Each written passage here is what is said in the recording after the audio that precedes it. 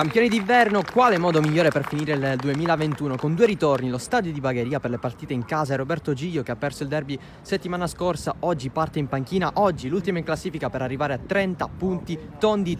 Amici di Localcio Plus, un saluto da Salvo Geraci, benvenuti al Comunale di Bagheria in diretta Aspra Real Trabia, 11ª giornata di prima categoria siciliana Girone B. Qui aveva avuto qualche difficoltà Marguglio, oggi schierato a centrocampo, riceve nuovamente il pallone Marguglio. Allarga per Vitrano, si accentra ancora Vitrano, calcia verso la porta, palo, rete!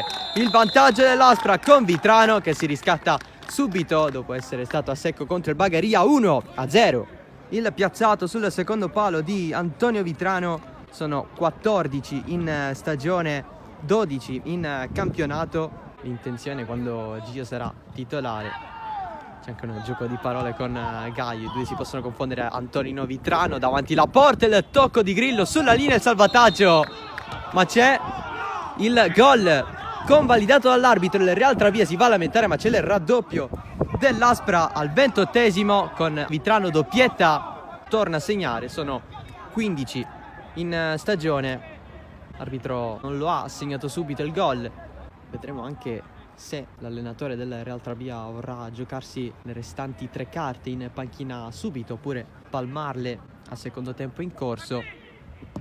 Conclusione da fuori, intanto in porta! Grandissimo gol dell'Aspra, il 3-0. Un missile da centrocampo di Marguglio. Fino a questo momento la doppietta di Vitrano al 6° minuto e al 28esimo. Fatto Tris Marguglio, adesso Lococo sinistro, palo e rete, il 4-0 immediato di Gaetano Lococo. Il palo stava mettendo in tensione tutti e poi il pallone si è insaccato, 4-0 per l'Aspra. Punizione Aspra, Palazzo col destro, Marguglio col sinistro, va Palazzo, destro di Palazzo in porta! E c'è il 5-0 dell'Aspra, Raffaele Palazzo segna il proprio secondo gol in campionato dopo quello realizzato in un altro 5-0, quello contro lo Sporting Termini alla seconda giornata. Purpuri si mantiene il pallone in campo ma lo regala agli avversari, già aveva fatto tanto sforzo nel fare la fascia e preservare la sfera per i compagni, soltanto che non c'era nessuno.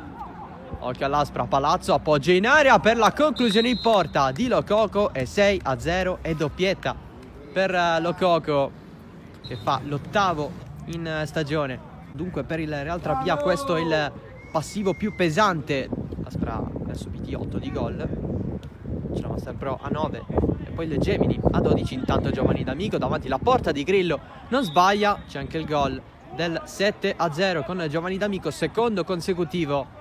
Qui c'è il triplice fischio dell'arbitro, finisce con 15 secondi d'anticipo. Aspra Real Trabia 7-0.